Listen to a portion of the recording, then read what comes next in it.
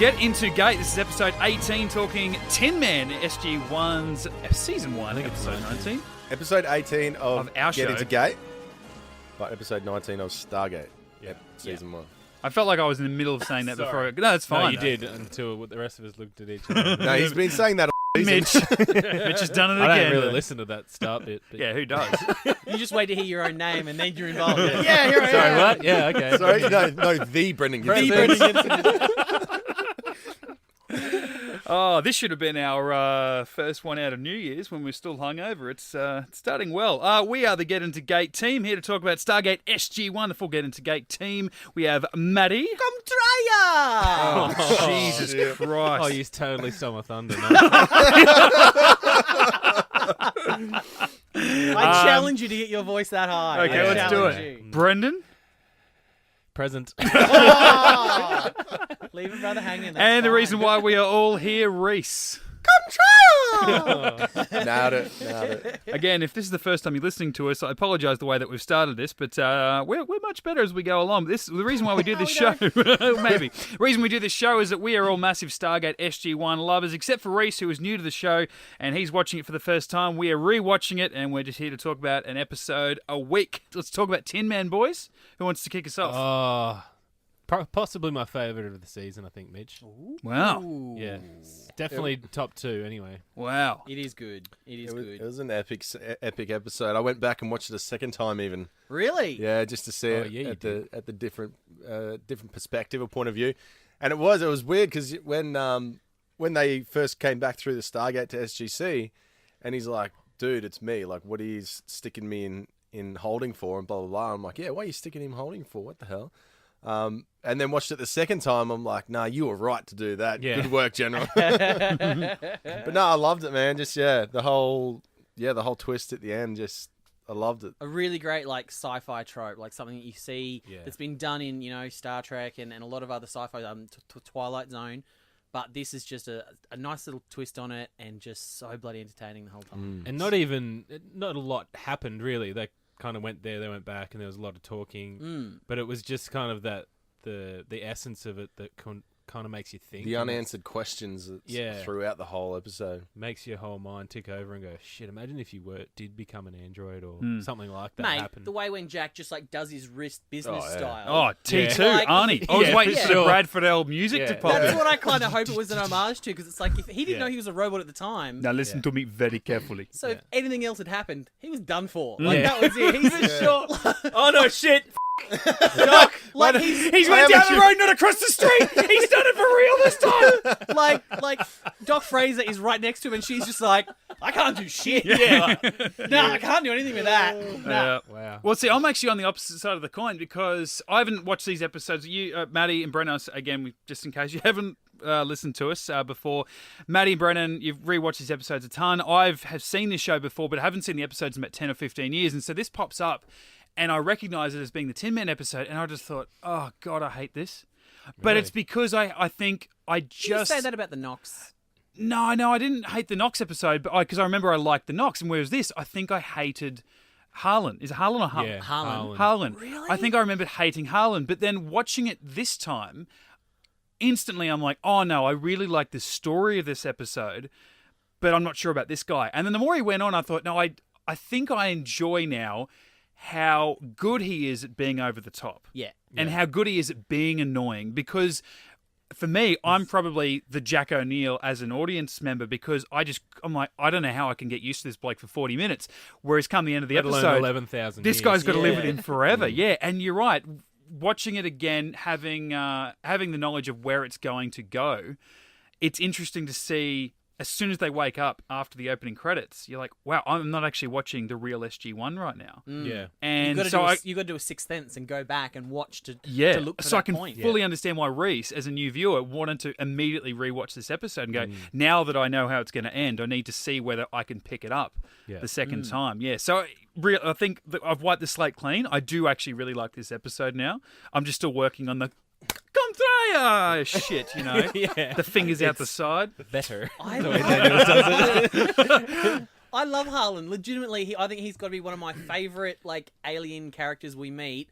until like season 3 or 4 when we meet Ergo. Yeah, he's the best. Like Ergo shits all over Harlan, but up to this point, Harlan is pretty freaking amazing. The bit that Harlan annoys the out of me the most is when they come back after going back to the SGC. They come back and he's, come try her! I was like, oh my god, I want to kill you. Like, so bad. And then Jack throws him up against the gate and he's like, you're damaging me. I'm like, good. Fucking murder him. Like, kill him. This is the 10th time I've seen it and I still want him to die just as bad. You're not going to like this then, Brendan. This is like the I love this. Fate America. Come try ya! It just makes me smile. It's the Come quirky music. try ya! Daniel. Come try ya. Colonel Jack O'Neill. Kumbaya. Come try ya. Whatever. This is my favourite This is one. it. Come try ya. Come try ya. Very helpful. You have succeeded in venting sufficient pressure. Come try ya. Come try ya. We've got all the time in the world. Yes, you do. You understand? Come try ya. What is that? Come try. Is that like aloha? Harlan, how long have you been on your own? What's the bet that Harlan actually reprogrammed the computer to say, come try? Yeah. That wasn't part of its original programming. You know, it takes me back to what's the water planet one Fire and called? Water, yeah. Fire What and Water, Fate right? America. And you come in and you're like, this should have been called What Fate Amaroka, because he said it about 6 or 7 times in the most, more like, than that. Little there, bit in the more. middle of all my notes. Why was this not called better? Or friggin' come tryer? Christ, the amount of times he said better in this episode, but you're right, like, they started to really... It's the whole Wizard of Oz continuation Yes. that they love to do. Yeah. But the way that it starts, the first thing I noted, and I guess it almost maybe put them on the path of this, was Carter. They get to an alien planet. Like, they've been to places where they've experienced threats, unknowingly or knowingly, or set things off or whatnot. She sees an alien computer and she goes, oh, a computer. Boom, Yeah, presses a button and they straight go, away. oh, what's this? Walk away. And they get, zapped But I down. loved it how it was 1990s monitors, but just checkered. Yeah. Oh, yeah, that's alien.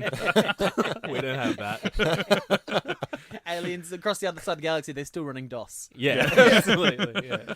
So does Harlan frequent prominently on the back of the DVD case, Mitch? Oh, you haven't read that yet. Hang on. The Tin Man synopses, as according to the 1998 packaging of Volume 5. Upon landing on planet OX3989, the mysterious alien Harlan, there you go, renders the SG-1 team unconscious. After waking and returning to Earth, they find that their spirits and minds have been transferred to androids. With Walter's help, the team must return to regain body and soul. That's interesting because I picked up something of note. What was on the back of that, the world? Planet OX3989. That's funny because the only thing that's consistent in this episode is 989 because I think when Jack comes in, the notable quote is, "Ladies and gentlemen, this is your colonel speaking. Welcome to P3X 989, 989er." Yeah, right. And then later, he says, "General, you got to send us back to PX3 989." So it's the opposite way around. And then O'Neill comes back in and goes, "P3X 989. Come on, guys. Make up your mind. What is it?" The DVD cover guys can't even figure it out. Let me either. just check. No, it was written by Jeff King, so Oh, it wasn't okay. written by Robert C. Cooper. And Jimmy Kaufman. I don't recognise those two names. This is the first time that they've done an episode this season. So they don't seem The only reason I know it is because they've said it 100 times, and that's the only reason. That's the first one I learnt. right, okay. Watching it first, and then didn't even pick this up until literally this is probably the 10th time I've seen it, and that was the first time I picked that up. That indiscretion that they had, I suppose you would have to say. Yeah. Oh, One thing I picked up early too, get a little bit of backstory in a character that's slowly developing, I guess, aside from the main 14, which is General Hammond, that he is Jack trying to prove that he is the real Jack. Brings up the fact that he's a widow, that his wife died of cancer, and that he is a grandfather. We haven't really gotten an idea of who he is as a family man. Is he, just like, is he a career soldier sort of thing? So I sort of liked that. We don't really know the real George Hammond at this stage. We're sort of getting an Parks idea. too close to hockey sticks. There's that. You know that about him. He hates authority, as we found out like a week or two ago. But it's cool. That was kind of nice in an episode that really was about our four and the way that they were looking at their own lives and their, I guess, their fates now, their new fates. It was kind of nice to get a little bit more backstory about Hammond, because from what we know, as having seen the next couple of episodes, there's not a lot of room to explore any more backstory because it's all about furthering the story of the show over the next couple of weeks. So I don't know, I just thought that was a little bit nice. In that scene, I noticed too, like Rhys was saying before, how you kind of like, why are you throwing him into lockup? And then Hammond's like, well, he was right about my grandchildren. And I just noticed Fraser was too, I don't know, stubborn not to realise that it wasn't the Goa'uld, because she said, well, maybe the Goa'uld are up to their tricks again. And Hammond goes, well, I don't think so. He was right about my granddaughters. And she goes, well, what we know about the Goa'uld, I wouldn't trust anything here. And he's like, okay, I don't know if you weren't listening, but I don't think it's Goa'uld. But sure, I'll take that under advisement. And to be fair, Daniel does nothing to help the situation. Have a listen to this. This is when he's trying to convince them that he's actually who he says he is. Alert! Security to the infirmary! Whoa, security, Dr. Fraser, it is us. Just don't come any closer. It is us. He sounds like a robot. Like, they're right there. That just screams, it is us. It's like, what's that one from 2001 Space Odyssey? Hello, Steve. Like, I only got halfway through that. oh, really? Couldn't handle it. I've still not seen it. Sorry. What was this? Isn't there a Star Trek Next Gen app called Tin Man? Yeah, I think Next Generation. It's nothing to do with this, but no. Well, Data is a character in Next Generation who is he's an android, and he's like one of the main characters through the show. I'm not hugely familiar with the series, just 'cause it's not one of my favourites. I prefer the later ones. I just noticed that when I was researching this. Yeah. I Well, thought they're you both might- obviously references to robots, which is also references to. I think the etymology of it is obviously the Wizard of Oz. Yeah. Just more on the Hammond thing, actually. I think it's going a little bit further to show how much, I guess, he trusts and knows his own team. Like, we experienced the other week with the Tolan, the fact that he kind of helped his team defy the higher authorities and let the Tolan, get off world and things. And like you just said, Brennan, the Doctor and him were sort of having a little bit of a disagreement on how they can and can't know whether SG-1 is real or not. And as soon as their power cells ran out, as we know, like from what the audience knows, their power cells have run out. But Hammond doesn't know that. Like, as far as they're still concerned, they could be Goa'uld spies and robots and cyborgs or whatever. And they're like, General, you have to send us back. He's like, get them to the gate room. And he just sends them off. And I'm like, as far as you know, you are sending off spies. Like, but I don't know whether that's They just know everything about it. convenient stupidity. Yeah, that's the thing. Is it convenient Gotta find my stupidity, grandma. or is it him as a general knowing his people? I do like that. Well, I mean, even if they're not, the real team, well, then what does he care if he ships them off? Well, They got all the information. they're the first Goa'uld to sort of come into the base and be let go freely to. They don't know anything really, but they know more he's than like, we got a any headache, enemies. General. Send us back. So Yeah. he does. I guess that's why, he Yeah, had I the guess- argument with Fraser. He Yeah. probably thinks they are SG-1. I mean, at that They point, need he's got fixed nothing to up. lose. I mean, they're obviously not the real SG-1, so no matter what they are, they're really no good to him. So he's either, if he sends them, because I mean, if you think about it, their whole point was to infiltrate the base. They figured out that they weren't the real team in record time. Yeah. So it's like, I guess, Yeah, like I had to Their- rewind that too because their there mission was a failure. So Hammond's Yeah. like, well, if there is the real team stuck in those bodies, if I send them back, I've got a chance of getting my real team back. Otherwise, I'll never see them again, and their mission's a failure. And no harm, no foul. You didn't see them actually come in through the gate or anything because they usually have a debrief, or at least they'll talk to the general. Yeah. Half the time it's like, why you were in that? It was just straight to old Doc Fraser, and she couldn't find Jack's heartbeat, which is funny. Yeah. But And she wasn't that freaked Yeah. out Yeah, by she's that like, until he Yeah. starts hacking at his own arm. Do you feel okay? Because you're supposed to be dead. I'd be so pissed off. Do you feel like if I had a cancer, doc? Do you feel okay? Because you got a brain tumor.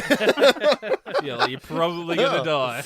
No, I don't. You're a shit doctor. Looking at it from the US government's point of view, isn't that technology ultimately what they are after in this whole Stargate program? You've got to Absolutely. think so. Like, yeah. you create robots that have the skills and knowledge of, like, your best soldiers, Yep. create 100 of them, send them out as surrogates. Like, Yeah. Like, if they die, who cares? charge them up in the iPod dock and then just send them. Yeah, Like, exactly. Like, you've got 4 hours for when you be back to charge up again. Just do whatever you can do. Like, Or if you don't come back, big deal. We'll make another one of you. Yeah.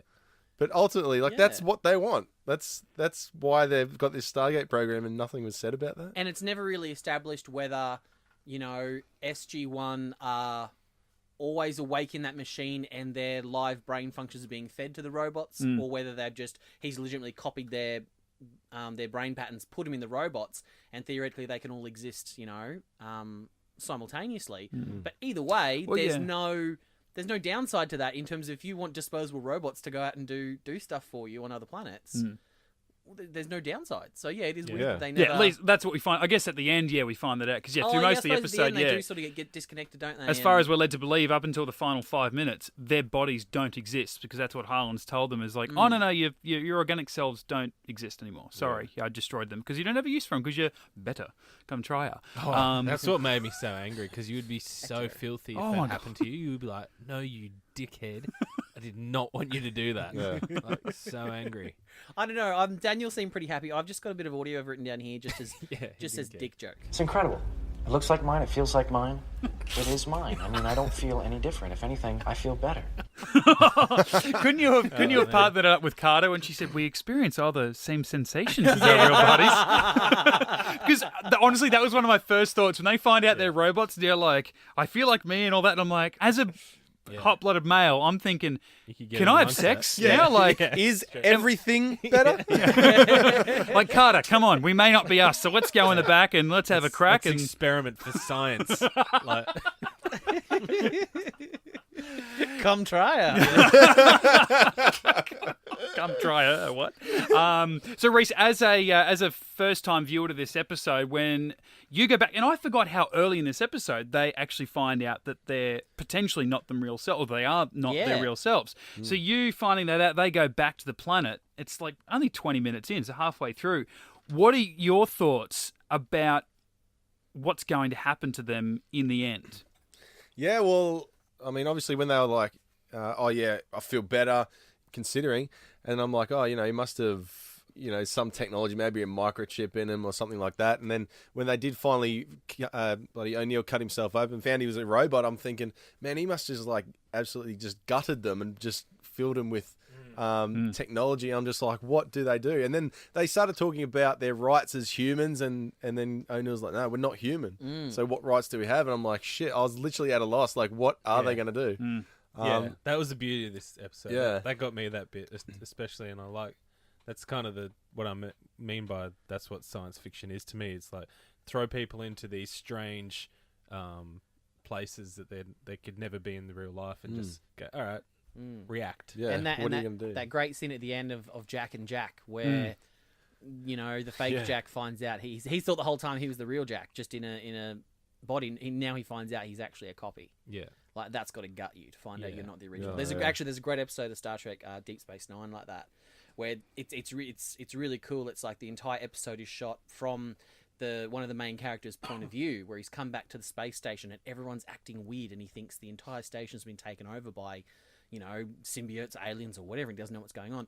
And then right at the very, very end of the episode, he finds out he's actually like a brainwashed copy of the real character, who's actually been brainwashed to like murder a president or something like that. And it's that gut-wrenching thing of finding out that you're not you the whole time you think he's the real guy, and then you find out that he's actually the copy, and you're just like, even his reaction was just like, okay, I know I'm not the real one, so, and he's just already within himself, he's already just said to him, okay, yeah, well, I have to stay here then because I'm not the real one. Like, he's accepted it within himself. Yeah, all right, I'll stay here because I do want what to. I need to. And then real Forever. Jack kind of has to have that conversation of saying, well, you know a lot of our secrets, and the fake Jack has to go, yeah, I may be the fake, but I'm still you, so I'm not, it's not like I'm going to betray you. I actually didn't guys. like the real Jack in that scene. Oh, really? Yeah, I was just like, you're being a dick. You know what I mean? I was tinkering on that, but I'm like, he's literally just woken up and he's fine. This is all fresh information. Yeah. Like, he doesn't know that it's an exact replica. Yeah. He's just like, okay, they've got a robot that looks like me. Yeah. And he's got my memories, so who exactly is this guy? Yeah, you're right. whereas then there was that great line where he's like, and don't even think about sending a bomb through to make sure we shut the gate down. I wasn't. And I don't even know if he said anything. He's like, please. Yeah. I know who you are. Dude, that's what I would do. Yeah. So that was really great. But you're right, because that was sort of the nice exchange where we've been following the copy, and then we slowly transition into following the real SG-1, where you said that was a Star Trek episode. There was that Arnold Schwarzenegger movie, The Sixth Day, where, spoilers, you haven't seen that 15-year-old movie, but it's about cloning, and the moment he sort of gets copied, and then you're following him, and he gets home, and there's a clone living with his family, you know, celebrating his birthday and sleeping with his wife and all this, and then after a while you find out, oh no, you've been following the clone for most of this movie, but then you continue to follow the clone for the rest of the film. And I guess just as a viewer, you want to support and cheer for the protagonist, the chief protagonist, which in that film and for most of this episode is the copy. You want the copy to succeed and get what they want, and then all of a sudden you find out, well, no, the real person that you started following at the beginning of the episode, they've got their rights. They're the ones that you've always followed and supported. So where in that movie, fake Arnie had to just fly off into the sunset, leave behind his wife and his child. Some would say, good on him. Some would say he did come off better. I don't know, same with this episode. You mean I'm me, but I'm free? Where's the downside? You know? And I'll live forever. Same with this episode too. Like, I think being a second, third, fourth time viewer of this episode, I actually felt really sad from the get-go when I realised what episode it was, because I knew how it was going to end. And I'm like, shit, I'm watching these guys. They're going to have to get to a point of this story where they go, okay, well, the lives that I know, in inverted commas, I've always lived, that's not my life anymore. I have to leave that behind and live for the next forever with this f***ing annoying old Friar Tuck bloke. Literally. And all they're going to do is be fixing shit in that underground base. Like, this guy's just been running around just patching shit up for 11,000 years. And like, that's their life now. Bloody Jackson's not going to be able to find his missus or anything anymore. He's just going to be sitting there for ever. And going, they can't shit. go too far away because otherwise their power source will give out on them. But I mean, when you think about it, would you want anyone else except like Carter and Daniel to be there with you?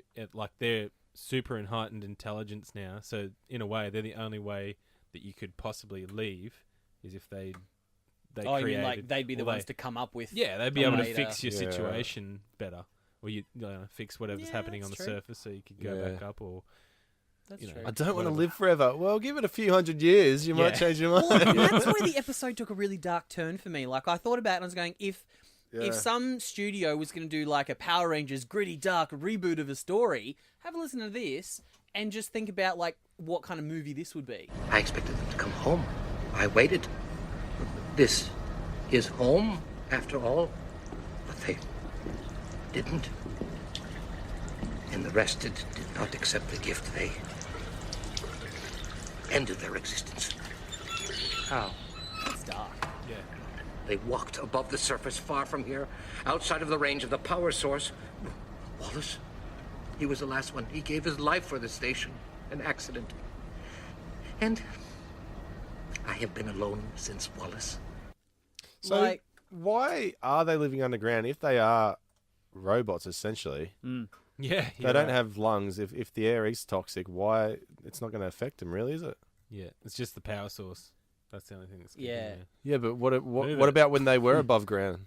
Where's the power source then? They would have been humans. I got the vibe that it's kind of almost written into them. Like, Harlan is so focused on keeping this legacy, because really their entire race is gone. So if the last one of them goes, all their knowledge, everything is gone forever. So I feel like, and it's too much for him to handle on his own. So they never got to the point where they could sort of, I think they never mastered the technology. And you see that in terms of, Harlan kind of stuffed up Teal'c the first time around. Yeah. So it's like they haven't really mastered the technology. So it feels like they're constantly making all these repairs on stuff they don't completely understand. So they never got that chance to sit back and enjoy, and then go, oh, let's go explore. Let's do a Carter and Daniel, and let's try and figure out a new power source and all that. Because you'd assume that they'd be able to. He said he downloaded all the knowledge, the schematics or whatever. So once they get all, they could potentially get that facility up and running pretty quickly with the intelligence. But isn't it pretty dark in that story, Harold? Isn't it pretty creepy to think that people just kind of got so uncomfortable with the existence and over it that they just go, well, we're just going to walk and just keep walking that would till be a cool movie. there's no power left in us. Reminded me of like AI or Bicentennial Man. Or Yeah. like a kind of Or an long... interview with a vampire with Kirsten Dunst's character. Like, Yeah. she was made a vampire when she was like an early teenager, and after hundreds of years of being prepubescent, she was like, "This f***ing blows," you know? Yeah. Like immortality's not all it's cracked up to be. You know? Where are my titties? Yeah, that's pretty much it. Just had to be a little kid forever. Now, I bring up this question to you, gentlemen. Last week we had the second gate revealed, and we said even though we know when it next comes into play, Rhys doesn't, but the rest of us know when they'll next use that in the story. It's there for them to use. You know, the characters have a second gate if they need it. Watching this, knowing how it was going to end, I started to think, wouldn't it be, pretending like I don't know where the rest of the series goes, wouldn't it be a cool idea to think that if in the next episode, in the next season, 3 years down the track, you know, half of SG-1 goes missing or something, and they need SG-1. SG-1's the only people that can save this day, but we don't have it. The real SG-1, they know where they can get an SG-1. Like, up until the point where they said, we will bury the gate, so you will never, ever see us again as characters, I was just thinking, how cool would it be if Jack goes missing, but only Jack would know where Jack has gone, or something like that, and so they know that they can go and they can get this copy of Jack to come back into the series in season 5 or something like that. You know, would have just been cool to read as a writer to go, hey, we've got a carbon copy of the whole SG-1 team just keeping to that use. aside too. Yeah, you're right. I don't know. Obviously, they Well, fixed did up at the end kill of the story, off but Tilk there, which is weird. yeah, do you think they wouldn't have brought him back to because once they stop it, do you reckon? You would think that Jack. Well, yeah, I don't know. At the end, there was 2 Tilks there, wasn't there? No. There was... He goes, stop the machine, and he wasn't finished Yeah, yet. there was were his half-finished legs Tilk f***ed up as well? Oh, I didn't see the legs, Were actually, his no. legs f***ed up, Matty? I just think They he wasn't looked just weird. completely built yet. Yeah. Yeah, he just had goo all over him. Oh, that line, though, was great. When Tilk's looking around, he's like, was a copy enough made of me? And he's like, there was, but I had to disintegrate you. I see. There's been like follow-up, and there was like Fine. there was incidental racism through like that entire through line because every time Harlan talks about Tilk, it's like you are different. Don't worry about him. He's different. He's gone walkabout. different. He's different. Like, Yeah, no, he's not as valuable. It's like Carter was different because she was a woman, but that was a good thing. She was like, Yeah. "Ooh, you're different." you're different, but you. But Tilk is like, "You're different." But no, just on what you were saying, Mitch, there is actually this couple of great episodes in Star Trek Voyager where at like the end of season 4, the whole crew is copied almost by like T-1000 liquid metal alien entities, and they just kind of leave them on this planet.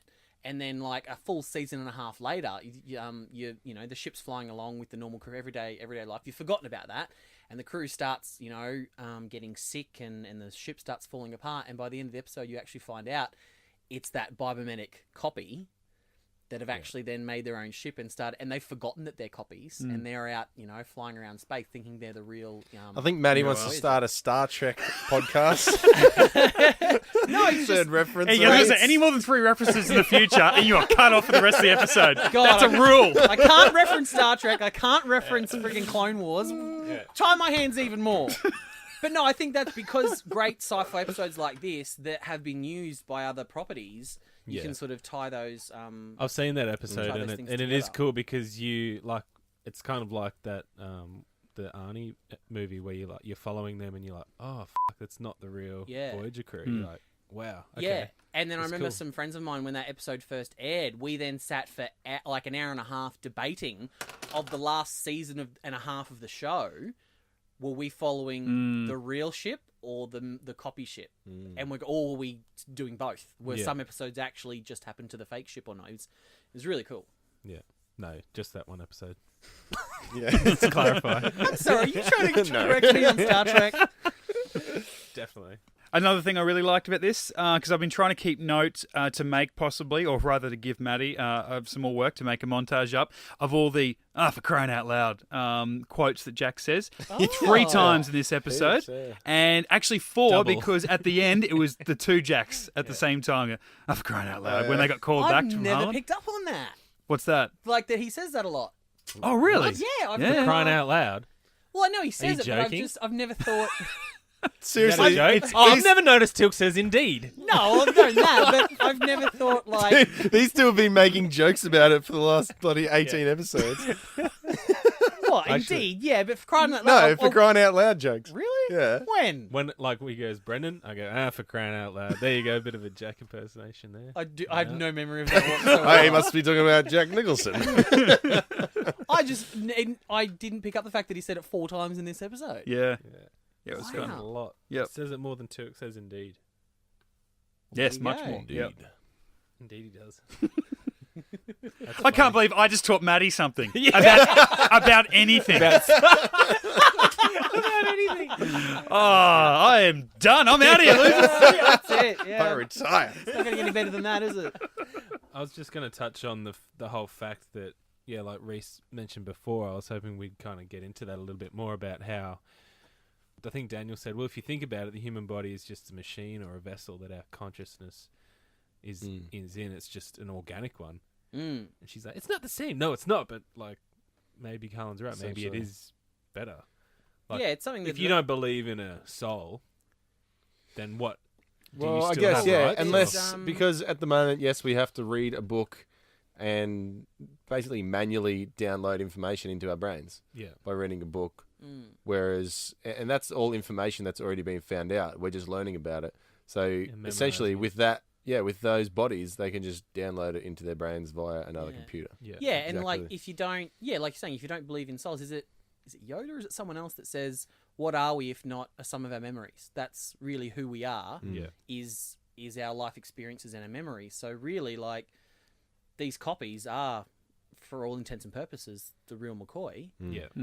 Just made of a robot made of steel instead of a robot made of meat. Because the ones that kind of, when I was watching this, kind of, like Rhys was saying, the movie Surrogates kind of came into mind, but also mainly Bicentennial Man, and even like iRobot. I think Will Smith has a fake arm in that, which is robotic, and then in Bicentennial Man, he actually makes organic organs who replace in humans, and then he replaces it himself and becomes a human in the end. And you know, the government says, yeah, you're a human, basically, just before he dies or as he dies. So he started as an android and became human eventually. Yeah, it's so that... where is that grey line? Yeah, at what where do point... you find that? I think even Futurama did that as well. It's like, at what point do you, if you start replacing your components with other things, at what point do you stop becoming what you were and start becoming what you are? Like, it's a really cool concept to think about. Yeah, I guess it depends what planet you're on, really, Because, I mean, on Earth, you have to be, like, it's whatever the government recognizes as a human being. Yeah, for sure. Because that, like, I would always think of it like if you're a veteran and you're an amputee or you're disabled, that'd be so much better to be in this body, and you would feel better. Like people have chronic pain constantly. To be transferred your consciousness into that. Yeah, I'd be down for that. And like Daniel said too, he goes, "Have you felt?" Or is it Carter said, "Have you felt hungry or thirsty?" Like they don't hunger for anything, anything at all. Like they probably don't need to sleep, they don't need to eat. They got to recharge, but as long as I guess they're around that power source, they don't need to actually sit down and recharge or anything like that. Yeah, so, I guess as long as you'd have an internal motive, like as humans, we have that drive to stay alive and fend for ourselves and find food. Like you said, a hunger to do things or a motivation. If you lost that, like Harlan's friends did, then maybe it would be bad, and you just kind of wander away. I guess it's that philosophical thing of the reason people treasure life so much is because at some point it ends. So it's like, well, if your life doesn't end, at what point do you stop cherishing it? And if you were a machine, take it for granted. Would you be depressed and just want to end it too? That's an interesting concept. Yeah, and could these robots actually feel depressed? Could they suffer from depression? I assume it would just be as complex as the human brain, whatever they've got in there, and have chemicals like we do, which would but I guess tone. I mean I'm not an expert on depression, but isn't depression as much physiological as it is psychological? So if these robots are better, then they wouldn't suffer from the physiological side of depression. It could only be an emotional thing. So would it be clinical depression? Yeah. Do they start this episode and they're angry about it, but do they only think they're angry about it in a sense? Clearly, these bodies could never get cancer or lung failure or a heart attack or anything like that. That's a good question. So physically they feel better, but emotionally and mentally, do they feel better? Yeah. So it's that, and that's the double-edged sword of a lot of those sort of emotional disorders and things people have is how much of it is physical and how much of it is physiological. Sorry, psychological. So at what point could these robots theoretically could only experience a small portion of that because they couldn't suffer from the physiological side of it, being that they're better. And it's a nice parallel, actually. I'm just thinking about this now, but what you just said before, Matty, about the idea of treasuring life because you know it ends, whereas these guys, as long as they don't get damaged, they're not going to deteriorate, as far as we're learning from Harlan, who's been around for 11,000 years. A nice parallel back to the race that we met, obviously before SG-1 helped fix the problem, but who only lived for 100 days. They knew their lives. I guess, they didn't know any different, but at the same time, our perception of them, they knew they only lived for 100 days, so they just partied all the time. Yeah, as long as the sun rose until the sun set, they just had fun. That was their job, was that they just treasured life, which was kind of cool because they weren't around for a long time. There's no point starting a business. Pizza cake. Hey, does Pizza Cake deliver? But yeah, you wouldn't want to spend 11,000 years in a warehouse either. No, that'd be underground. So Yeah, it's a nice thought to think that with the 4 of them, potentially 5, if they get to finish Teal'c, if that's still a possibility, that they're able to fix that whole thing, create some new batteries or something, longer-serving batteries, and maybe not have buried the gate and start to go and let's just go and explore worlds. Daniel, the real Daniel's out there to find your real wife. How about you go and just learn stuff about the galaxy, about the universe that you've always wanted to do, and Jack can go to a nice beach planet somewhere and go fishing or something like that. That. I don't know. It's a bit of a sad ending, but it's got a lot of options. Yeah, exactly right. Yeah. It's that time of the week again, Rhys. Oh, it's time to find out if Rhys has been paying attention. Now, something different this week. It's getting close to the season finale, so we're going to do... I mean, you've been failing miserably a fair bit in the trivia department. So I think... we're going to do some redemption rounds. I've been told my parents made me wrong. Yeah. That's still a possibility. I told you were adopted. You didn't believe me. I wish I was. So this is SG-1 Trivia Redemption Season 1. So these are actually questions that we've already given you. And you didn't get right. So, so you should watch me not get them right again. Should get 5 out of 5. They're gimmies. They were gimmies. I already know the answer. You know the questions. If they were all based on Tin Man, you should get them right since he watched it twice. But none of them are. So your time starts at the end of the first question. Are you ready? Yeah, I've got my notes here. You only got 30 seconds, mate. So. What was the name of Dr. Jackson's wife? Oh, bloody, that bitch. Fast. What mountain is the Stargate located? Oh, Cheyenne. What, yes, what, following from the film. Following from the film, what planet did Dr. Jackson live on? Oh, bloody, pass. In season 1, how many military members are on SG-1?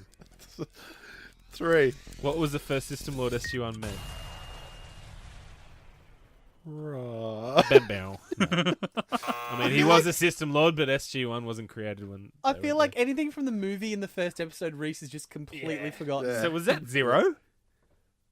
No, he did get 1. He got Cheyenne. Mitch Sorry, just gave him the buzz. Oh, that's right. Yeah. I was pressing correct, and the level wasn't on, and then I turned it on, and automatically went to the wrong buzzer. I don't know. You just assumed he'd get it wrong. It's always hovering over there. It's always assume wrong until proven correct. Just for future reference, Rhys, Dr. Jackson, as in Daniel's wife, his name's Sharai. Sharai, yeah. The mountain. That bitch was close. Yeah, that pretty much nailed it. What was the mountain Stargate located? You actually got that right. Cheyenne Mountain. Following from the film, what planet was Dr. Jackson been living on? That was, you didn't remember? Abydos. Yeah, Abydos. In season 1, how many military members are on SG-1? It's still 2. Yeah. What was the first System Lord SG-1 met? That was Apophis. And still, I think the only system lord we've met to this point, isn't it? Yes. Yes. Yeah, probably. So you can really only have. Yeah, you're like, okay. So next week maybe I'll What's a just system lord? I mean, if you just write this, Rhys, your father made you wrong. You stupid son of a bitch. God, I feel I'm like still so amazed that those exist. if you just write this sentence down, Daniel and his wife Sharai Yeah. lived on Abydos Yeah. before she was taken by Apophis. You would have gotten like Yeah. 5 of those questions right. That's pretty much the premise of the whole show. If you write Daniel and Yeah. his wife Sharai lived on Abydos before Apophis kidnapped her, Yeah. then he went back to Cheyenne Mountain, you would have just cleared the board. And with the help of military SG-1 of Colonel Jack with the O'Neill help and of Captain Colonel Smith. Colonel Carter Smith and Carter. Captain. Captain Oh, Carter. sorry, Colonel O'Neill and Captain Carter. And 2 times SG1. It's going on the front of the book. You have to skim through it. Just go to Yeah, the what cover. about lions and tigers and bears? Yeah, that's coming. All right, that is episode 18 of Get Into Gate, Tin Man, Stargate SG-1, Season 1, Episode 19. Boys, 3 episodes to go of the first season. Woo! And a couple of big ones, all intertwined. Arguably the best one of the season coming up, despite the fact I just said this is the best. But could get trumped next week. Yeah, next week. I feel like they get progressively better, don't they? Like as you get up to the finale. Well, they we'll just- talk about that as it goes on next week. There for but the grace of God. That'll be next week on Get Into Gate. You can follow all of our stuff on socials, Facebook, Twitter, and Instagram. Simply at Get Into Gate. Drop us a line, getintogate@gmail.com, or find all of our podcasts on SoundCloud and iTunes. Simply at Get Into Gate. Myself, Mitch_Lewis on Twitter and Instagram. Matty, High Pitch Matty. Rhys, At the Flying Gibson. and Brendan. At the Brendan Gibson on Instagram.